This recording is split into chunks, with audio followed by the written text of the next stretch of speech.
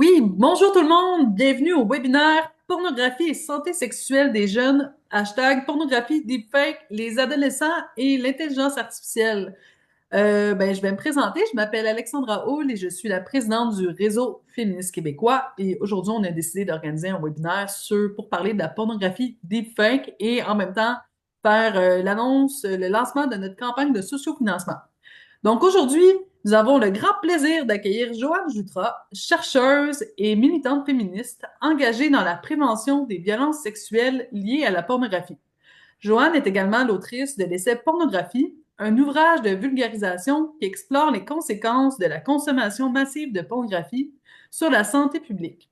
Et elle a récemment développé des ateliers de prévention innovants sur la pornographie hypertruquée, un phénomène méconnu mais en pleine expansion. Joanne vient aujourd'hui nous parler de ce sujet crucial, encore trop peu abordé, qui affecte déjà les jeunes et soulève de grands enjeux de santé sexuelle, de vie privée et de conséquences judiciaires. Donc, Joanne, je te laisse la parole. Je vais partager mon écran.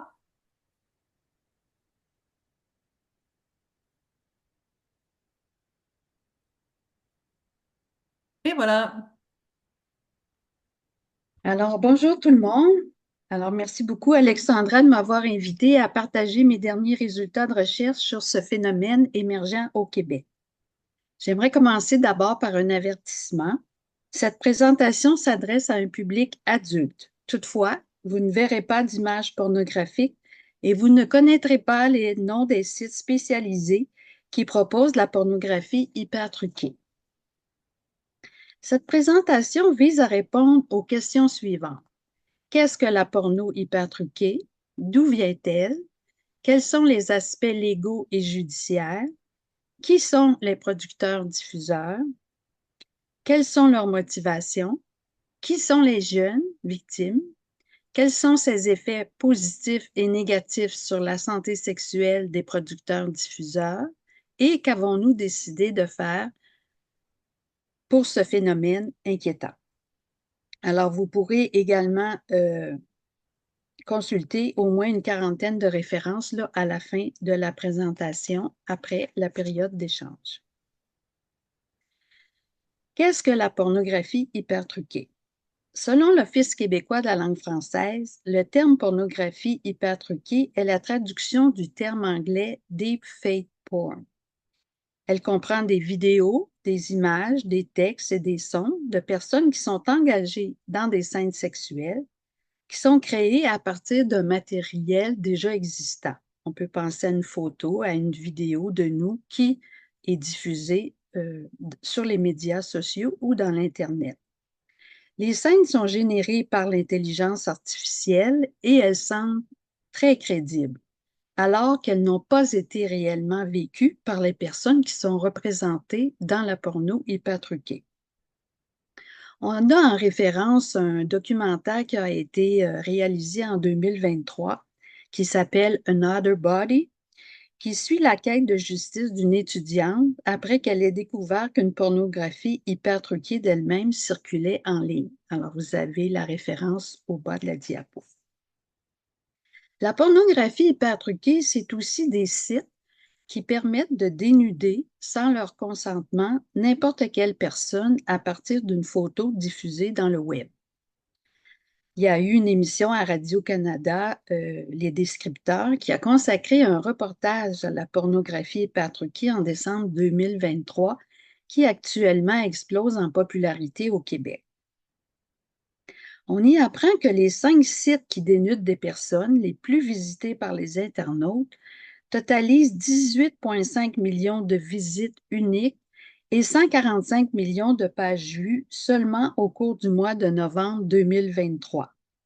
Jusqu'à maintenant, de mon côté, j'ai repéré au moins 8 sites gratuits. La pornographie hypertruquée peut se faire maintenant en cliquant des doigts sur un téléphone cellulaire. Ça demande peu d'habileté informatique et c'est très facile d'accès. 99% des vidéos hypertruquées par l'intelligence artificielle sont pornographiques. De ce 99%, il y en a 96% de ces vidéos en ligne qui sont de nature non consensuelle, c'est-à-dire que la personne qui y figure n'a pas consenti à y être. Mais d'où vient-elle? La pornographie hypertruquée est apparue en 2017 sur un réseau social américain d'agrégation d'actualités sociales, de notation de contenu et de forums de discussion. La pornographie hypertruquée a été rendue possible par la convergence de trois technologies qui ont été développées par des universités américaines et sud-coréennes. La première, ce sont les expressions faciales et corporelles d'une personne en temps réel qui sont transférées sur une autre personne.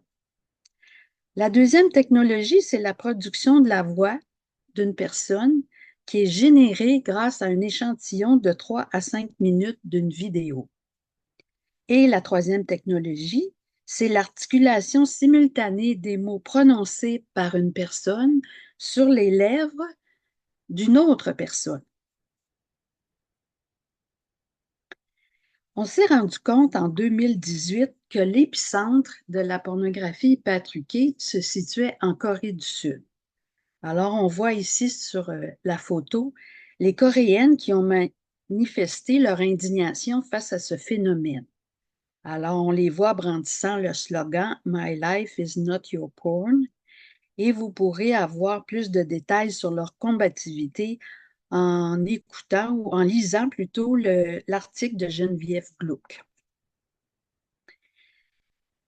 Les femmes qui sont les plus pornographiées en Corée du Sud, ce sont le groupe Blackpink. C'est un groupe très populaire et c'est la start-up néerlandaise Sensity qui a découvert que c'était elle qui était le plus hyper pornographiée au monde.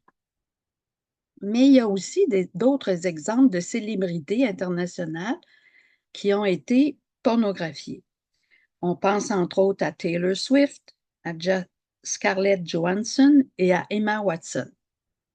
Il y a maintenant une vidéo de 30 secondes d'Emma Watson visionnée 23 millions de fois en 2020, alors qu'un site la dénude graduellement. Maintenant, regardons un peu quels sont les aspects légaux et judiciaires. Premièrement, la pornographie est interdite aux jeunes de 17 ans et moins. Pourtant, la pornographie occupe une place non négligeable dans la vie sexuelle de beaucoup d'adolescents qui se masturbent en le regardant. Selon la professeure émérite Francine Lavoie, la pornographie agit comme une source première d'éducation à la sexualité. D'autre part, l'étude sur les précurseurs des relations sexuelles et amoureuses des jeunes révèle que 63% des jeunes de troisième secondaire avaient déjà regardé de la pornographie. Par ailleurs, on constate que les jeunes sont peu conscients de leur vulnérabilité et de son caractère criminel. Alors, ça peut être par ignorance, naïveté ou banalisation. Le premier mythe à déconstruire. La loi ne s'applique pas sur une image ou une vidéo hyper truquée. C'est faux. Selon le juriste Simon Robichaud-Durand, voici toutes les infractions possibles, selon les cas qui se présentent aux différents corps policiers. D'abord, il y a le Code criminel canadien.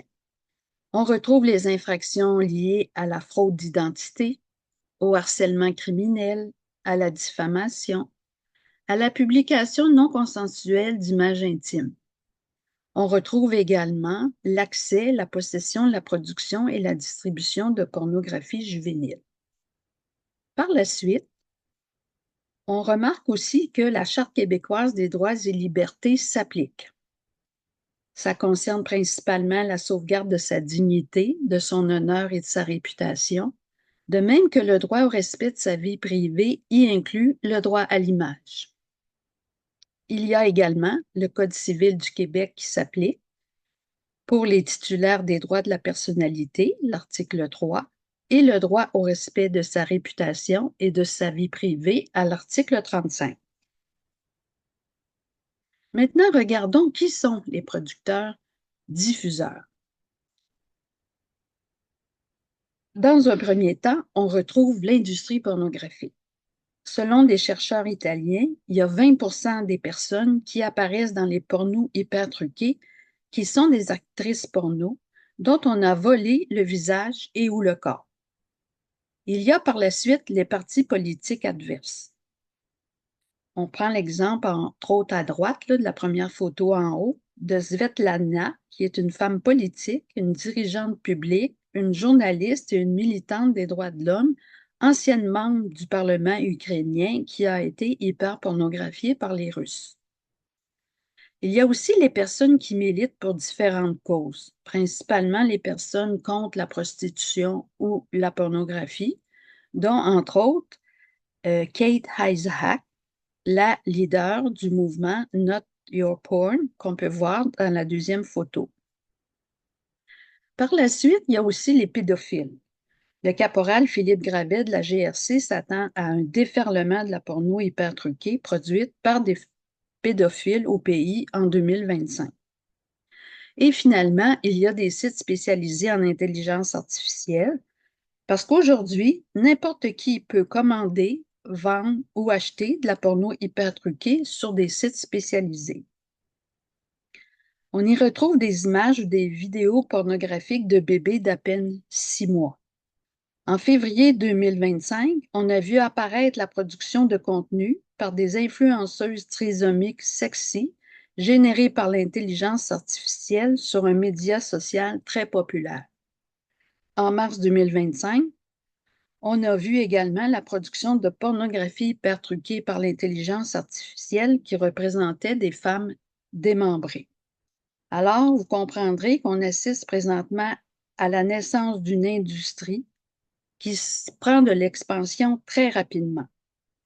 À titre d'exemple, il y a maintenant une start-up néerlandaise, SinCity, dont je vous ai parlé plus tôt, qui propose des services pour distinguer les pornographies réelles et hyper truquées dans Internet. Le deuxième mythe à déconstruire, je ne serai jamais arrêté pour ça. C'est faux. Au Canada, de 2014 à 2022, il y a 9 958 jeunes qui ont été accusés, âgés de 12 à 17 ans, pour des affaires cybercriminelles. Et ces accusations sont toujours à la hausse. Il faut aussi rappeler que la loi concernant la déclaration obligatoire de la pornographie juvénile sur Internet oblige les personnes, c'est-à-dire les compagnies ou des personnes physiques qui fournissent des services Internet, à déclarer la présence de pornographie juvénile au Centre canadien de la protection de l'enfance. Quand on regarde de plus près la production-distribution de pornographie juvénile, on se rend compte que la pornographie, il faut d'abord la définir. Qu'est-ce qu'on entend par pornographie juvénile? D'abord, ça peut être des représentations photographiques, filmées, vidéo ou autres. Ça peut être un enregistrement sonore. Ça peut être tout écrit. Où figure une personne âgée de moins de 18 ans ou représentée comme telle qui se livre ou qui se présente dans une activité sexuelle explicite ou qui expose ses régions génitales ou anales. Au Canada, de 2019 à 2023, il y a eu 470 jeunes qui ont été accusés pour production et distribution de pornographie juvénile et 178 jeunes accusés pour accès et possession de pornographie juvénile. Présentement, on n'a pas de données statistiques sur la porno hyper truquée au Canada. On a fait une demande là, pour avoir cette donnée auprès de Statistique Canada récemment. Maintenant, quand on regarde de plus près l'infraction liée à la publication non consensuelle d'images intimes, Aux États-Unis, il y a une enquête qui a révélé que 11% des jeunes âgés de 9 à 17 ans ont déclaré que leurs amis ou camarades de classe avaient utilisé des outils d'intelligence artificielle pour générer des nus d'autres enfants. Au Canada, de 2014 à 2022, il y a eu 686 jeunes hommes et 243 jeunes femmes qui ont été accusés de publication non consensuelle d'images intimes.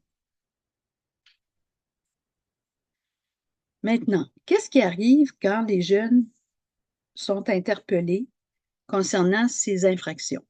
D'abord, il y a deux types d'interventions possibles. Selon Maxime Ouellet, qui est procureur du DPCP et coordonnateur du projet Sexto, ce dernier a pour objectif d'informer sur la nature des contenus sexuels échangés et partagés sur les réseaux sociaux par les jeunes, car ces contenus correspondent à la définition juridique de la pornographie juvénile du Code criminel canadien. Lorsque le projet Sexto s'installe dans les écoles secondaires québécoises, ils fournissent une trousse d'interventions qui sont destinées aux intervenants dans la plupart des régions administratives du Québec. D'autre part, ils sensibilisent les jeunes qui commettent des infractions ainsi que leurs parents, parce que les parents sont toujours avertis lorsqu'il y a une infraction. Ils donnent du soutien aux victimes. Ils forment des corps policiers. Et cette année, l'année dernière plutôt, ils ont évalué le programme qui existe depuis 2016 et ils ont constaté qu'il y avait seulement 3% de taux de récidive chez les jeunes qui commettent souvent des actes qui sont considérés comme compulsifs quand ils diffusent la pornographie de leurs camarades de classe, par exemple. Le deuxième type d'intervention, c'est la loi sur le système de justice pénale pour les adolescents. On pourrait dire que c'est principalement le système de justice judiciaire traditionnel. Alors là, dans ce cas-ci, le jeune peut avoir une mesure extrajudiciaire, c'est-à-dire il peut avoir un avertissement du corps policier qui l'a arrêté, ou il peut être référé à un organisme de justice alternative. Le jeune peut aussi avoir une sanction extrajudiciaire. Par exemple, aller en médiation avec la personne victime. Il peut être obligé d'écrire une lettre d'excuse. Il peut être aussi contraint à faire des travaux communautaires ou à suivre une formation spéciale concernant le délit en cause. Par ailleurs, finalement, il peut toujours comparaître au tribunal, c'est-à-dire devant un juge. S'il plaide coupable, il aura une peine. Par contre, s'il plaide non coupable, il y aura un procès et possiblement un casier judiciaire. Et la différence entre les deux approches, c'est qu'avec le projet Sexto, on peut être en mesure de retirer les contenus qui sont publiés dans un délai de 4 à 5 jours au lieu de 18 à 24 mois si on passe par le processus judiciaire traditionnel. Dans mes travaux de recherche à l'automne dernier, je me suis intéressée particulièrement au cas de l'école secondaire de Sainte-Thérèse. En effet, j'ai fait une demande d'accès à l'information auprès de la Régie intermunicipale de police Thérèse de Blainville qui a assuré l'enquête alors qu'ils avaient arrêté 5 jeunes en mars 2024. Il y a eu 10 victimes féministes qui sont principalement leurs camarades de classe et le corps policier a fait au moins des rencontres avec 50 personnes, dont les parents des élèves qui étaient impliqués dans ce cas. Le service de police a envoyé 5 dossiers au DPCP. Un seul dossier a été fermé par manque de preuves. 2 dossiers ont été transférés aux délégués à la jeunesse et finalement, 4 jeunes ont été accusés de distribution et de possession de pornographie juvénile. Donc, présentement, il y a 4 jeunes inscrits dans le processus judiciaire. Maintenant, quelles sont les motivations des jeunes qui commettent de la pornographie hypertruquée ou de la publication non consensuelle d'images intimes? D'abord, il y a la curiosité. C'est une nouvelle technologie, on veut en apprendre davantage, on est curieux. Ensuite, ça peut être le divertissement. On trouve ça agréable comme nouvelle façon de faire, comme d'essayer cette nouvelle technologie. C'est amusant. Ensuite, il y a l'acquisition d'un prestige social, l'affirmation de sa masculinité, un intérêt sexuel spécifique pour un genre de corps, un genre de personne, et aussi le collectionnement d'images ou de vidéos, car ce ne sont pas toutes les productions hyper truquées qui sont diffusées dans le net. Il y en a qui préfèrent en faire la collection et les garder dans leur téléphone cellulaire. Mais il y a aussi des motivations malveillantes.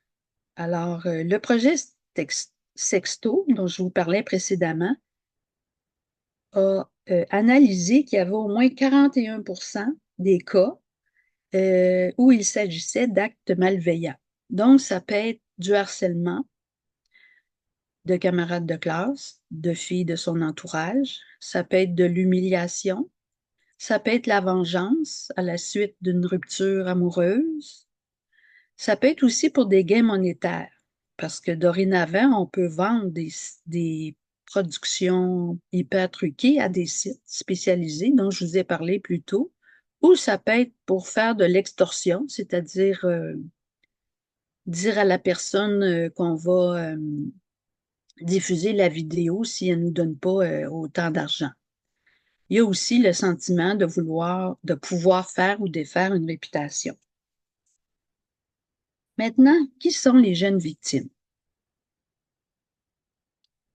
Au Canada, de 2014 à 2022, on constate qu'il y a eu 23 443 jeunes âgés de 0 à 17 ans qui ont été victimes d'affaires cybercriminelles.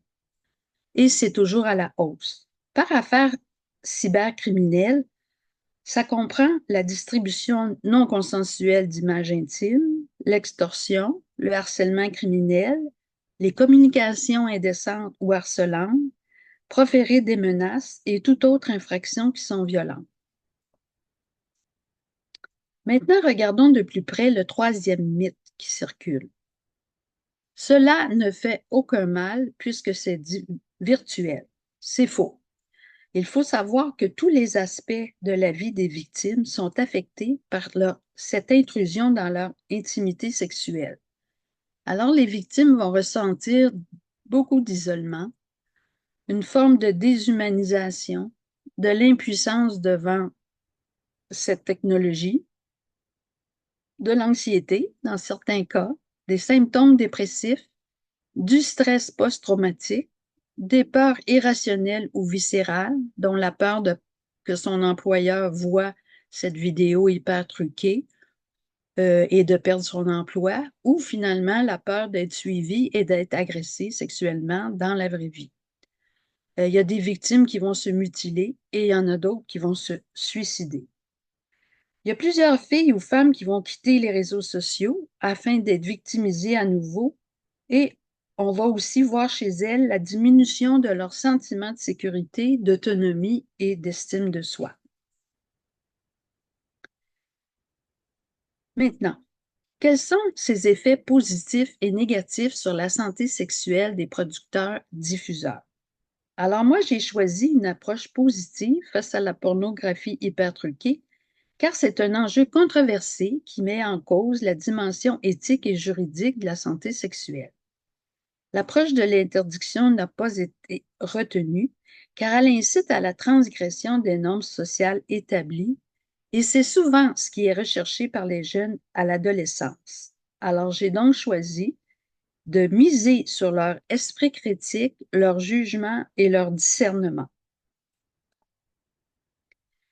Il y a dans la santé, attendez un petit peu, oui, selon l'Organisation mondiale de la santé sexuelle est une approche positive et respectueuse de la sexualité et des relations sexuelles. Elle ne se limite pas à l'absence de maladie, dysfonction ou infirmité, et elle représente la possibilité d'avoir des expériences sexuelles plaisantes, sans discrimination ou violence, en toute sécurité et sans contrainte. La santé sexuelle comprend trois types de bien-être. le bien-être physique, le bien-être mental et le bien-être social. Alors, quels sont ces effets positifs sur le bien-être physique des producteurs-diffuseurs? D'abord, une excitation sexuelle. Par la suite, une satisfaction sexuelle après la masturbation. D'autre part, il y a quelques-uns qui estiment que c'est une nouvelle manière de vivre sa sexualité. Pour d'autres, ce sera l'entretien de son désir sexuel pour une catégorie de personnes ou de partenaires, la satisfaction de sa et un moyen de protection contre les ITSS, c'est-à-dire dans la mesure où on n'a pas de relation sexuelle dans la vraie vie, dans la réalité, à ce moment-là, ben, on se protège des ITSS. Quels sont les effets négatifs pour le bien-être physique des producteurs? Alors, dans ce cas-ci, on remarque une possible dépendance à la pornographie hyper truquée. Et s'il y a dépendance, on peut voir apparaître une dysfonction érectile chez les jeunes hommes. On va aussi constater une difficulté à performer lors d'une première relation sexuelle avec ou un partenaire. Par ailleurs, au plan physique toujours, on va avoir une réduction de la matière grise du cerveau, une diminution de l'activation du système de récompense, c'est-à-dire toute la dopamine, et une moindre connectivité fonctionnelle entre le système de récompense et le cortex préfrontal. Ce dernier est associé à la motivation, à l'impulsivité et aux dépendances qui pourraient expliquer pourquoi les adolescents ont tendance à rechercher des émotions fortes et la nouveauté. Maintenant, regardons quels sont les effets positifs sur le bien-être mental des producteurs et diffuseurs. Premièrement, une augmentation du savoir-faire numérique. Donc, maintenant, on est en mesure de maîtriser la nouvelle technologie grâce à l'intelligence artificielle. Ça sert aussi d'exutoire pour réduire l'anxiété chez certains jeunes. C'est aussi un moyen de protection contre les risques de rejet ou de jugement lors de rencontres réelles, puisqu'avec l'intelligence artificielle, on ne rencontre pas nécessairement les personnes qui figurent sur les images. Par contre, il y a des effets négatifs sur le bien-être mental des producteurs. On peut voir l'apparition de symptômes dépressifs, des échecs scolaires ou des difficultés au travail, des problèmes relationnels avec ses parents, amis, camarades de classe.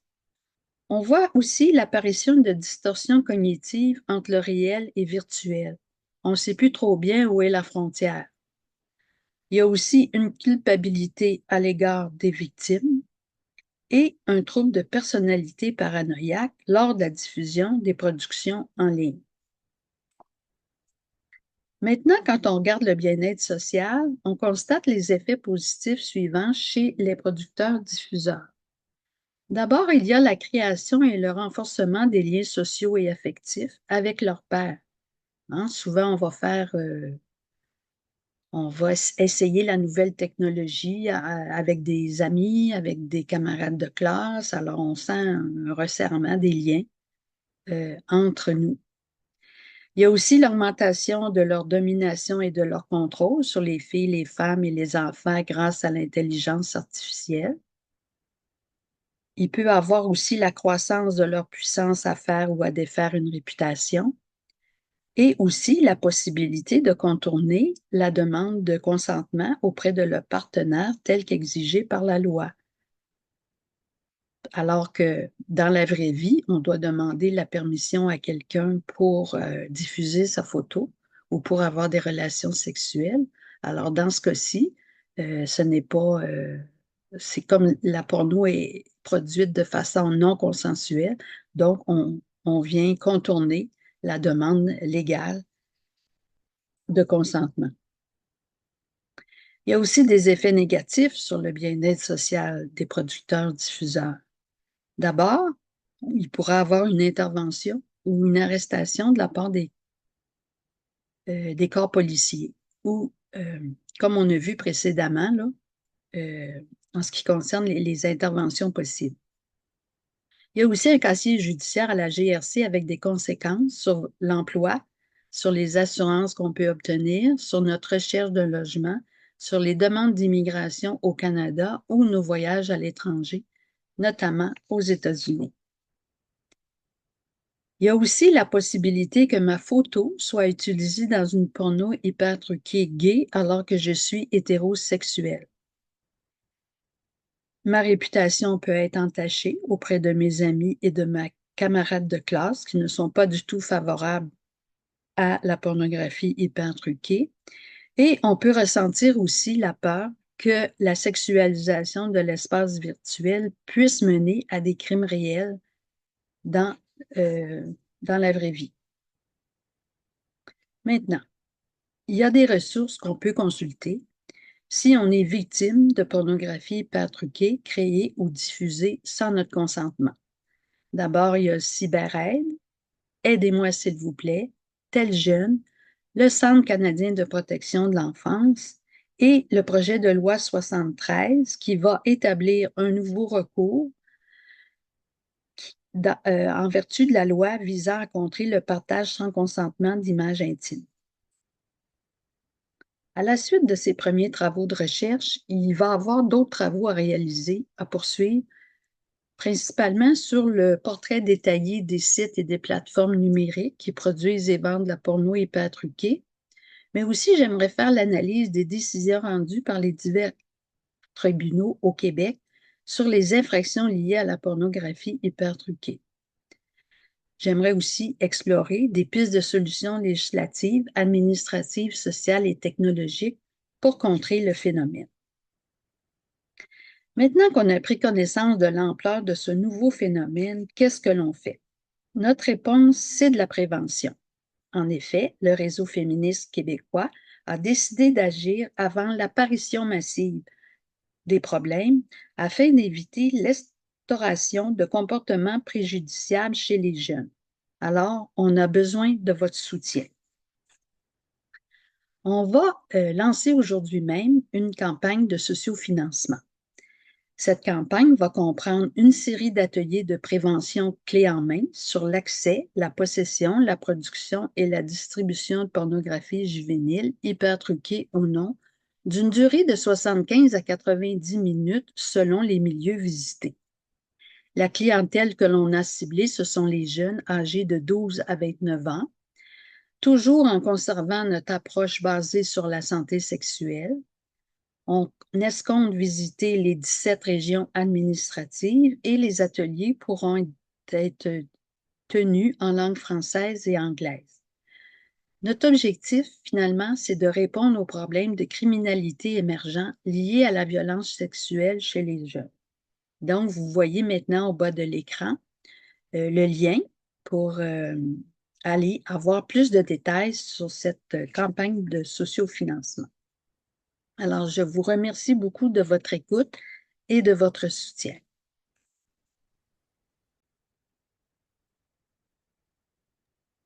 Oui, bon, merci Joanne pour la présentation. C'était super intéressant. Je suis contente, j'ai vu qu'on avait des maisons des jeunes puis plusieurs intervenants jeunesse qui assistaient. Donc, je suis vraiment contente que vous soyez là parce que moi-même, j'ai travaillé dans une maison des jeunes. Fait que, tu sais, je suis consciente que ça se passe toutes sortes de choses. On va aller voir dans le chat. On a quand même plusieurs questions. Euh, Bon, nous avons Michel qui dit il y a bien des lois qui interdisent d'utiliser des photos ou des vidéos sans l'assentiment des personnes filmées. Y a-t-il bien des poursuites en cours à ce sujet actuellement? Oui, Fait que, Il y en il y en a a, plusieurs. il y en a plusieurs, hein? Oui, la semaine dernière, j'ai rencontré mon petit cousin qui est détective, oui, détective général à au service de police de la ville de Longueuil et il me dit que ils sont débordés par les différentes plaintes euh, qui sont adressées au corps policier présentement au Québec. Donc, la prochaine question de la Maison des jeunes Antidote. Je suis surprise que la loi mentionne 17 ans et moins. Ça fait longtemps que c'est ainsi. Je pense que c'était par rapport à à la pornographie. Oui, hein, c'est Oui, ça. c'est ça. Parce qu'à 17 ans et moins, on est considéré comme des mineurs. À partir de 18 ans, il y a eu un cas assez intéressant là, à Drummondville d'un jeune homme de 21 ans qui avait été surpris là, à faire de la pornographie hypertruquée. Ce sont ses parents qui l'avaient dénoncé. Alors là, il s'est retrouvé dans le processus judiciaire traditionnel, si on veut, et non pas en vertu du projet Sexto et de la loi contre les jeunes contrevenants. Super. Une autre question par rapport à l'interdiction de la pornographie. C'est Clément qui le demande. Donc, Joanne, est-ce que tu as une référence au code criminel par rapport à l'interdiction de la pornographie pour les moins de 17 ans? Euh, oui, faudrait que je vérifie le numéro, mais oui, il y a une disposition, il me semble. Oui, il y a un Et la article. pornographie juvénile. Pour la pornographie juvénile, c'est sûr. Pour l'autre pornographie, oui, je pense qu'il y a une disposition. Mais le problème avec le code criminel, c'est qu'il n'y a pas de définition de la pornographie chez les adultes, alors qu'on trouve une définition sur la pornographie juvénile. Quand ce qui concerne la pornographie pour adultes, on va parler principalement de matériel obscène. Donc, il y a de moins en moins, je dirais, de données sur les gens euh, qui portent plainte. C'est pas comme dans les années 1970-71 où le mouvement féministe avait envahi, je dirais, la sphère juridique pour demander à ce qu'on définisse davantage ce qu'est la pornographie mainstream et non pas juste avoir la définition de matériel obscène. Parce que là, à chaque fois qu'il y avait un film, mettons un film porno qui sortait, ben, il fallait porter plainte à chaque fois, il fallait débattre de chacun des films, alors que l'industrie pornographique était en expansion importante partout dans le monde. Merci. Euh, une autre question. Vos exemples de victimes concernent juste des femmes. Avez-vous des statistiques sur les différentes victimes? Les victimes, non, il y a des hommes aussi qui sont victimes, il me semble. Oui, moi, je pense que j'en avais vu. Dans Si mon jamais tableau, j'en avais pas. Il y a des hommes et des femmes qui sont victimes. Et puis en plus, il faut vous dire aussi que dans les statistiques cybercriminalité dont je vous ai parlé tout à l'heure, le Statistique Canada a fait une mini-étude sur les cas des personnes LGBTQ et plus qui sont 50 fois plus susceptibles d'être victimes de pornographie juvénile et de publication non consensuelle. Alors ça, je pourrais fournir la référence, là, mais ça, c'est un autre aspect. Évidemment, c'est comme un peu de la porno aussi réelle. Ce qu'on sait beaucoup, c'est que dans le matériel qui est diffusé, il y a beaucoup de personnes racisées. La pornographie de masse, elle est très raciste, elle est très sexiste, elle est très violente aussi. Mais je pourrais envoyer la référence. oui, c'est ça parce que je vois que ça revient à quelques reprises là, par rapport aux références. Oui, on va vous les envoyer. On les a aussi à la fin du PowerPoint, mais on va vous les envoyer aussi dans le courriel là, qui va parler de la campagne puis avec l'enregistrement du webinaire. Fait que si jamais vous voulez voir les chiffres, les sources, les statistiques, vous allez les recevoir, là, vous allez pouvoir vérifier par vous-même. Il y a quelqu'un qui demande est-ce que on parle seulement du Québec dans notre présentation? Non, on parle du Canada principalement. Oui.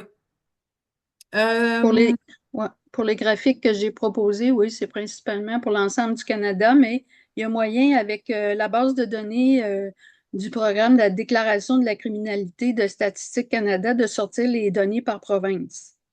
Donc, les prochaines, probablement, je vais davantage m'attarder aux données qui concernent le Québec seulement pour la production là, des différents ateliers de prévention.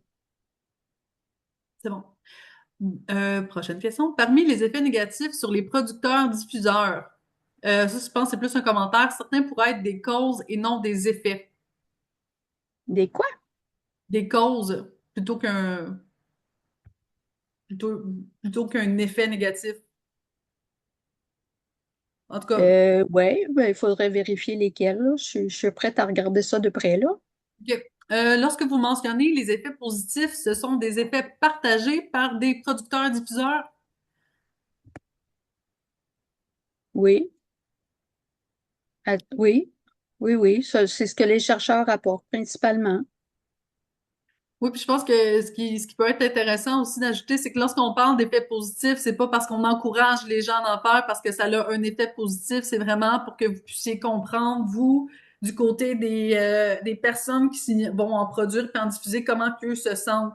Parce que si on veut être actif dans notre façon d'intervenir auprès des jeunes, ben il faut quand même comprendre comment ceux qui en font se sentent. Comme ça vous permet d'ajuster vos interventions auprès de votre clientèle. Une autre question, est-ce que des hommes peuvent être victimes de porno hyper truqué? Oui, oui, parce qu'on a vu dans les données qu'il y avait également des jeunes femmes qui faisaient de la porno hyper truquée. Ben, qui faisaient de la publication d'images non consensuelles, mais il y a aussi de la porno hyper truquée qui peuvent être faites par les femmes. J'ai vu un cas, moi, d'une jeune femme, c'est d'ailleurs qui va être dans l'une de nos études de cas d'un atelier, là, elle a été très impulsive et au lieu d'aller porter plainte à la police, elle a décidé de produire elle-même une vidéo porno hyper truquée, mais finalement, ça a été assez compliqué.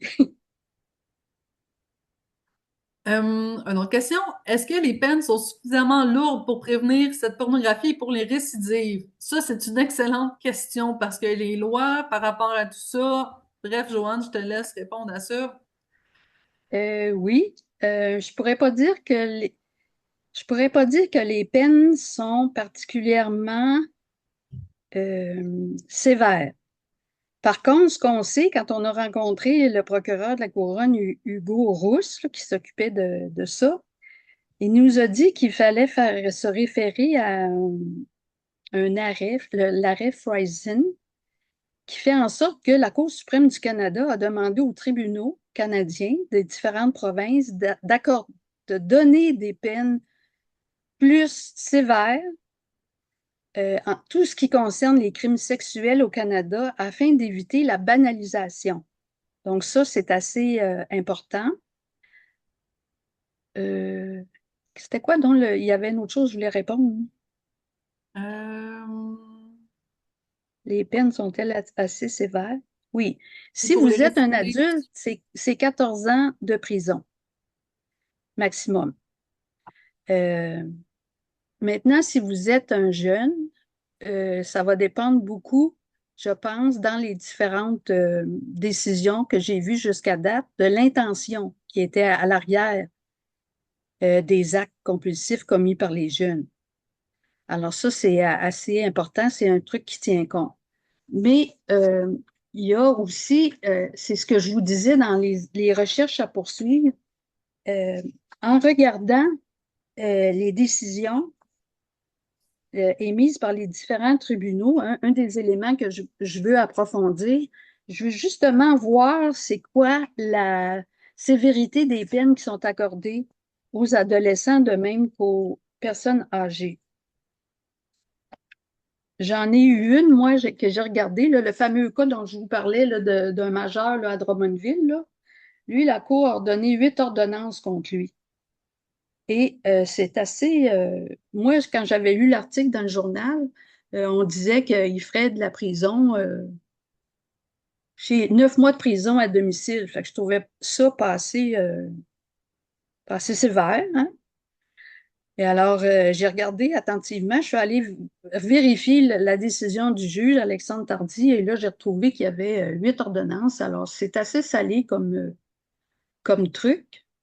Je vous les lirai pas, là, mais c'est pas 9 mois de prison à la maison puis que tu es libre de te faire de tout ce que tu veux, là. Tu peux plus servir ton ordinateur, tu peux plus aller sur Internet, tu peux plus. Il y a plein de choses, là. Euh, J'aurais une autre question, mais là, je pense que c'est plus par rapport aux ateliers. Mais j'ai une autre question ici. Est-ce qu'on peut bloquer les sites porno diffusant ces vidéos hyper truquées et les poursuivre? Oui, bonne question. Alors, ça fait partie de notre plan de match, euh, dont, entre autres, d'écrire une pétition. Alors, on va se trouver un député, on va essayer de se trouver un député au fédéral qui pourrait déposer ça à la Chambre des communes pour être en mesure, dans une part, de bloquer tous les sites qui dénudent des personnes, la première fois. Deuxièmement, les autres sites. Et il va falloir bâtir l'argumentaire. Donc là, on est rendu, après qu'on va voir, ben, en même temps, là, on va bâtir ça pour essayer de faire un peu de politique avec ça parce que c'est vraiment important que ce ne soit pas accessible à tout le monde. Faut les bloquer. De toute façon, je pense qu'au plan de la technologie, il y en a plusieurs qui disent que c'est pas possible de bloquer des sites, mais il y en a d'autres. Les Américains ont réussi à bloquer TikTok. Donc, c'est sûr que techniquement parlant, c'est possible. Oui, c'est ça. Puis si je peux faire un petit peu de pouce sur ce que tu dis, Joanne, c'est important aussi tu sais, qu'on ait des lois puis que les corps policiers soient équipés aussi pour gérer les plaintes. Tu sais, si jamais vous portez plainte ou qu'il y a quelque chose comme ça, faut qu'on aille l'équipement technologique pour et l'information aussi pour s'en occuper. Il y a une autre question. Qu'amène le projet de loi 73 qui n'est pas déjà dans la loi? Le projet, il apporte un recours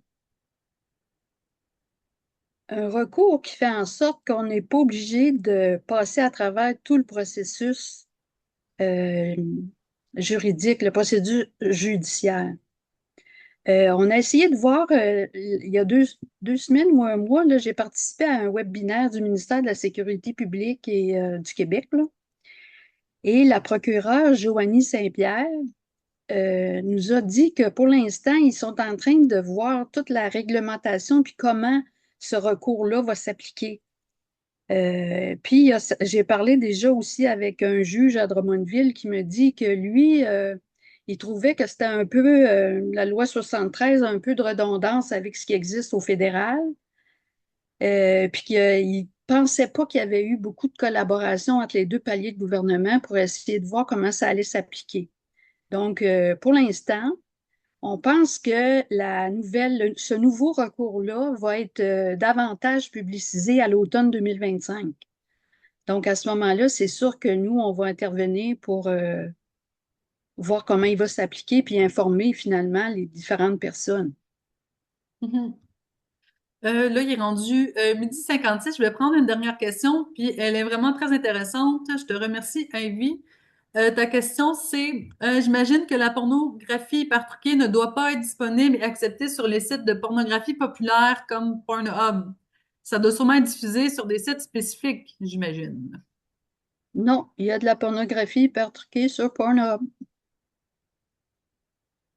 Il y a D'ailleurs, pas d'outils hein, pour faire la différence entre la pornographie hyper truquée ou ce qui est réel, hein. ben, en fait, il y a la start-up néerlandaise SenCity là, qui est en train de développer de la technologie pour être capable de savoir si c'est hyper truqué ou non. Mais présentement aussi, il y a une espèce de lobby des actrices porno qui sont très fâchés après les différents sites des producteurs puis des sites de diffusion de la pornographie mais de masse, là, qui sont en train de voler leur image, de voler leur visage et leur corps pour produire de la pornographie qui finalement, avec les années, l'intelligence artificielle va reproduire différents modèles et ces femmes-là vont perdre leur emploi dans l'industrie. Donc là, présentement, elles sont en train de s'organiser pour voir à faire respecter leurs droits. Là. Ça devait d'avoir des cachets parce qu'elles sont payées pour faire de la porno, là. Mhm. Ah, c'est intéressant. Puis c'est accepté sur ce site aussi ou c'est seulement parce que le site ne fait pas la différence? Pouvons-nous reporter les vidéos? Reporter les vidéos. Dans le sens, est-ce que tu peux dénoncer, mettons que tu es sur Pornhub puis tu vois une vidéo qui a été hyper truquée, est-ce que il y Oui, a avoir un recours ou faire quelque chose? oui, oui, sûrement. Je pense que ça Mais sera vous plus savez, avec les ouais, diffuseurs. oui, oui, il faut vraiment, et en tout cas, moi, selon moi, il faut dénoncer. C'est la première chose à faire parce que quand on dénonce pas, on banalise. Ouais, je pense qu'on pourrait finir là-dessus. Euh, pour conclure, par rapport à la campagne de sociofinancement, c'est ça. Nous, ce qu'on veut, c'est être capable d'être en mesure. Tu sais, c'est un projet qui est comme sur deux volets. On a un volet qu'on veut vraiment créer des trousses pour tous les intervenants. On parle des professeurs, des maisons des jeunes, tous les intervenants qui travaillent auprès des jeunes pour être capable d'animer ces ateliers-là auprès de vos adolescents. Puis on a aussi un autre volet qui est pour créer une espèce de petite tournée à travers le Québec. Fait que ça serait chargé de projet du réseau féministe québécois qui se promènerait dans les écoles, maisons des jeunes, bref, ceux qui veulent nous recevoir pour animer ces ateliers-là. Donc, vous allez recevoir le lien de la campagne de sociofinancement pour le chat. Ça s'adresse spécifiquement aux 12 ans et plus. Fait qu'on part première, secondaire 1, 2, 3. On va même jusqu'au cégep, là. On a eu des demandes de certains cégeps qui voudraient recevoir ces ateliers-là. Donc, ben, je vous remercie à tous d'avoir pris votre temps de dîner avec nous. Si jamais vous avez d'autres questions, vous voulez avoir plus d'informations, n'hésitez pas à nous écrire. De toute façon, nous allons vous relancer avec les sources de notre webinaire, avec la campagne de sociofinancement et d'autres informations. Donc, ben, je vous remercie d'être avec nous. Ben, puis, comme dirait ma grand-mère, à la revoyure.